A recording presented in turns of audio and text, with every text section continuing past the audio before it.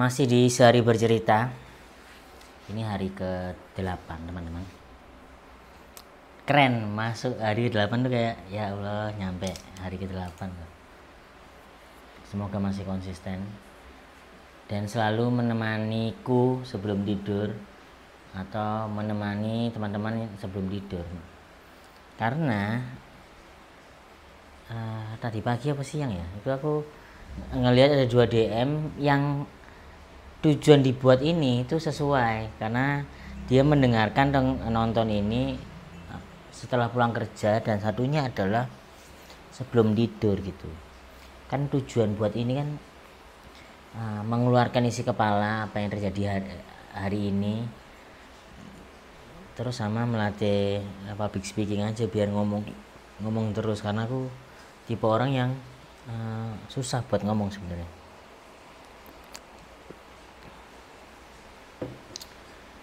Hari ini dimulai dari apa ya? Dari pagi. Pagi itu ngapain aku ya? Pagi itu kayaknya aku olahraga. Sempat ngeblank tadi. Ngeblank karena ada yang ku ingat tadi apa ya gitu. Jadi dimulai hari ini tuh olahraga hampir 2 jam, dan itu kukira tuh cuma bisa 1 jam, ternyata nyampe 2 jam. Kenapa olahraga? Karena di kepalaku tuh lagi ada beberapa hal yang cukup terpikirkan gitu. Terus di aturanku adalah kalau terlalu kepikiran terus banyak pusing, gerakin Arif gitu. Makanya treadmill biasanya setengah jam sama workout setengah jam, itu treadmillnya wajib 1 jam lebih. Tadi kayaknya sejam lah, sejam sekian. Terus pull up, terus push up sama squat gitu. Tujuannya adalah ngebikin capek fisik agar kepala ini juga berhenti gitu loh teman-teman. Kan lagi berkecamuk lah, banyak hal yang dipikirkan, dan itu nggak boleh nih, harus digerakin nih, harus push up, harus apa gitu. Itu di pagi. Siang setelah Jumat itu tapping kejar setoran. Kalau teman-teman ngikutin kehidupanku, kejar setoran tapping bareng 2 orang, Vior sama Randy Pangalila. Ini aku kasih bedanya. Yang pertama Vior itu dia ternyata juara kelas lah di penabur lah. Berarti kan orang pintar banget kan, dia selalu nembus 3 besar.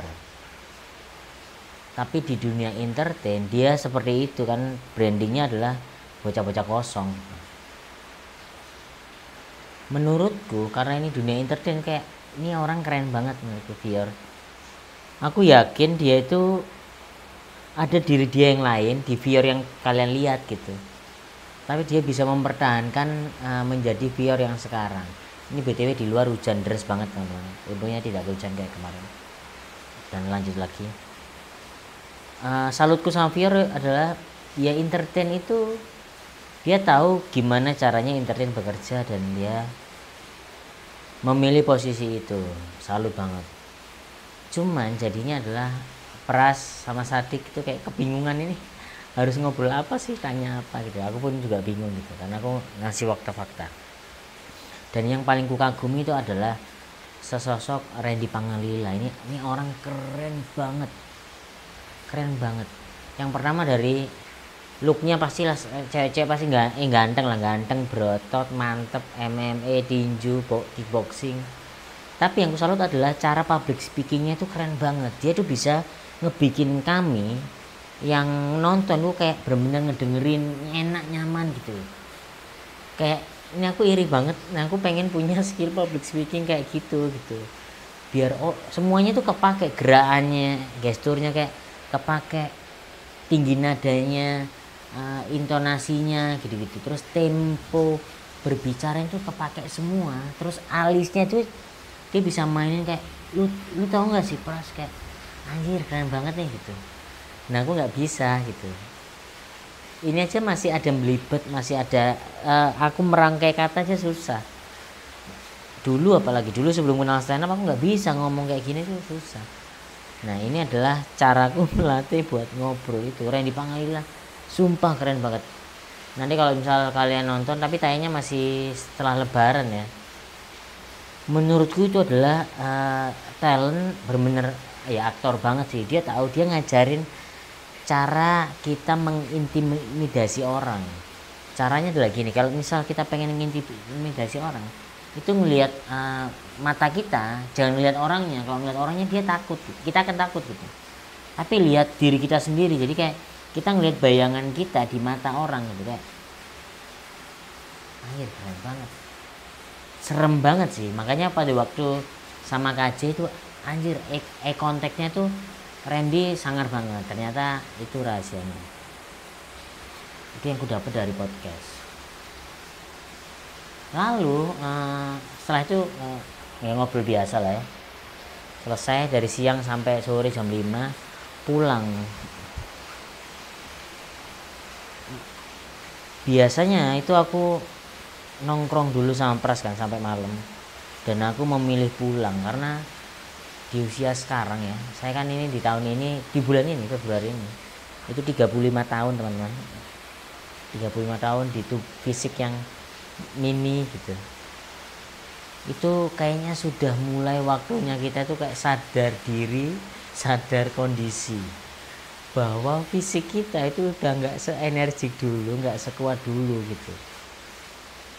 Di hari ini fisik itu sebenarnya seambruk-ambruknya. Kemarin habis kehujanan, terus ku paksa olahraga, terus tapping 2 episode, terus tibalah aku di titik ini aku udah capek, lelah banget. Makanya aku pulang, pas nyetir dari Depok ke daerah Ciledug itu ngantuk banget, terus ya udah tidur. Karena aku udah tahu kayak ini udah nggak bisa dipus, ini aku bukan orang yang dulu banget nggak enakan, terus gampang nongkrong ke teman-teman. Nah sekarang aku harus mulai bisa menolak untuk kebaikan diriku. Kayak misalnya aku fisikku gak kuat nih buat nongkrong, kayak memberanikan diri nih, maaf ya ini tadi kan ke Pras nih aku nggak bisa banget karena aku kurang tidur tadi, olahraga gitu-gitu. Nyampe rumah langsung blek tidur.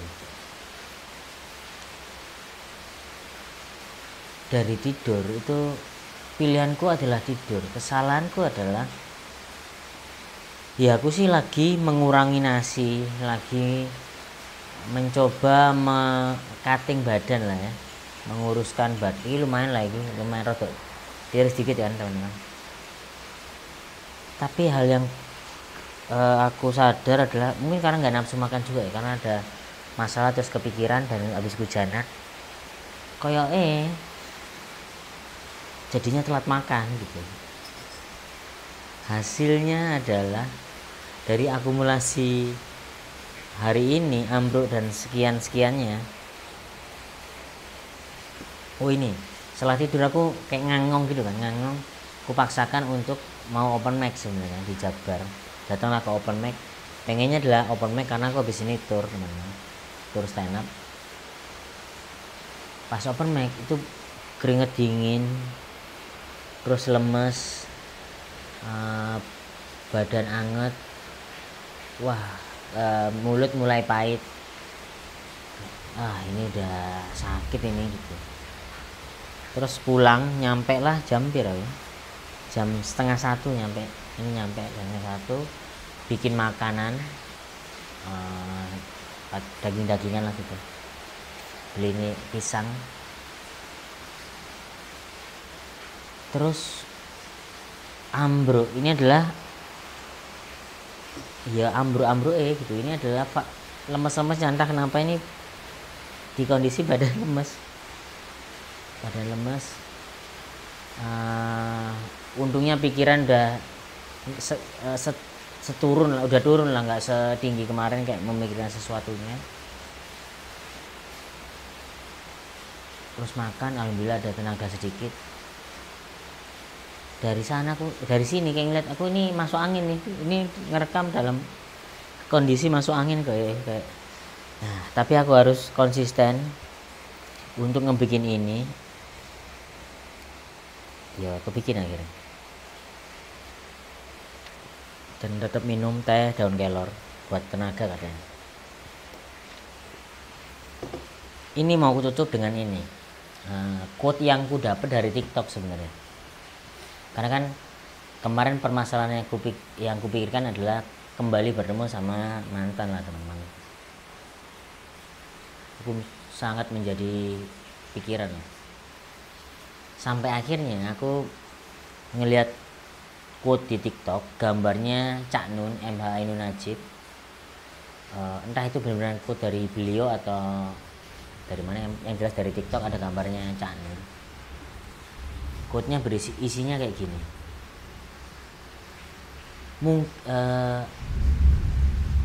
Judulnya apa ya? Lupa kok. Jangan paksakan. Di ininya adalah judul atasnya adalah jangan memaksa.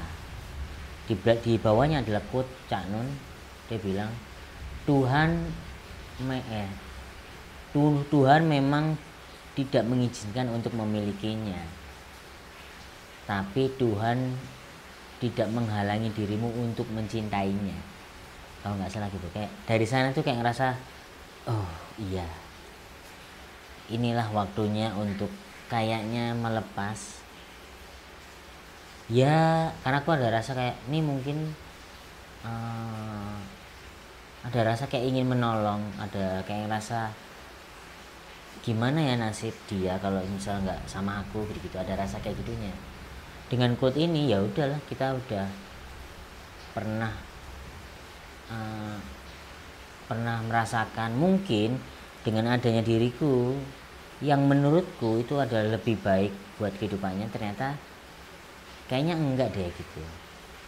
Kayaknya hanya aku nih yang terlalu care gitu sama dianya. Ini waktunya, ya udah waktunya pelan-pelan untuk melepaskan rasa itu. Kalau memang ya kan tugasku hanya bisa mencintainya, ya udahlah, mencintai dalam jauh, mendoakan dari setiap apa yang kulakukan gitu, setiap apapun yang kuingat sebelum tidur untuk dia agar lebih baik gitu kan gitu. Terus aku kayak ya udahlah gitu. Mungkin kalau bukan aku, ya harapanku adalah ada orang lain yang bisa membantu dirinya untuk lebih baik gitu. Karena kemarin tuh aku kayaknya terlalu memaksakan bahwa lebih baiknya itu adalah ikuti apa yang kulakukan gitu, ikuti apa yang kupikirkan, ikuti apa yang step-step yang kuberikan gitu. Tapi ternyata kayaknya baik bagiku, tidak baik buat dirinya gitu. Dari sana ya udah, mari mendoakan yang baik, semoga hal-hal baik selalu ada di dia. Tanggal 10 nanti dia ulang tahun, mungkin itu adalah bukan terakhir ya, mungkin akan kubuang semua yang di kepalaku itu buat ngucapin di tanggal 10 dia ulang tahun. Dan aku udah nulis kata-kata ulang tahunnya gitu. Cuma nggak aku share, ketakutanku adalah dia nonton ini gitu. Awal tuh kemarin cerita nggak ya, awal tuh ini mau aku kado apa ya gitu. Nah aku takut kalau aku kado sesuatu yang lumayan, itu dia akan mikirnya aneh-aneh aku untuk memaksa balik dan lain-lain kan. Padahal udah, ya udahlah, di kondisi sekarang udah ya udahlah gitu.